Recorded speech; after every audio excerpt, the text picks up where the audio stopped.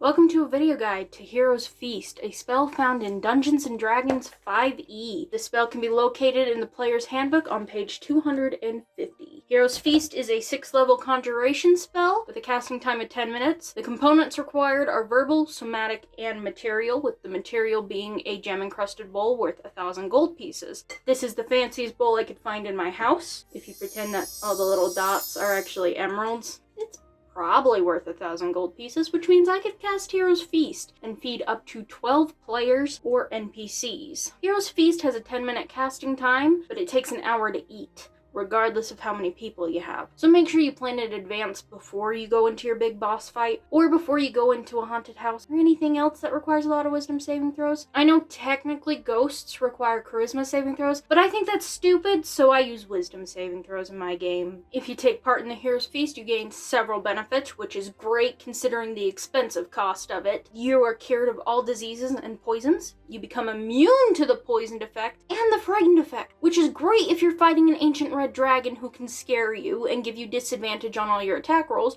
or force you to move further away from it. All wisdom saving throws you make with advantage, which, if like me, ghosts use wisdom saving throws instead of charisma, is really nice.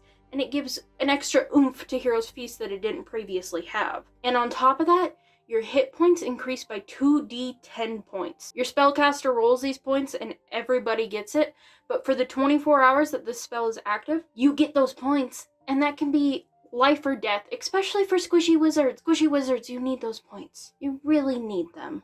But with all these awesome benefits comes the question, who can actually cast Hero's Feast? And druids and clerics? You can, just at different times. Druids, you can cast Hero's Feast upon reaching level 9, and clerics, you can cast it upon reaching level 11. This is when you both get your first 6th level spell slots, and I highly encourage you to take Hero's Feast as one of your spells. Clerics, you just automatically get it, so whenever you want to cast it, you can cast it, which honestly makes clerics a better class. No shade, druids. One of the best things about Hero's Feast is you can get creative with it. The spell doesn't specify which foods are spawned at the table, which means you and your party can make any food on the table you want. If your favorite food is Alfredo, you can have Alfredo. If you want crab rangoons, you can have crab rangoons. If you want cereal, you can have cereal. You can literally make any kind of food you want. So why wouldn't you?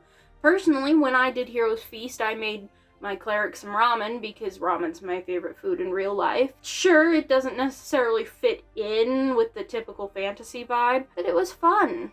And why wouldn't you want to have fun with it? If you want to get extra creative, you can bring what you made in the game into real life. Take a little bit of your D&D adventure and bring it into real life for your entire party to enjoy. Whatever you made as your meal in Hero's Feast, make that in real life. In fact, you can make it a team bonding activity, and everybody in your party can make some of the dish, or you can all make it together, and at the end you can have it, instead of, a weekly session, or have your session right afterward. I highly encourage you and your party not to look over Hero's Feast as a spell.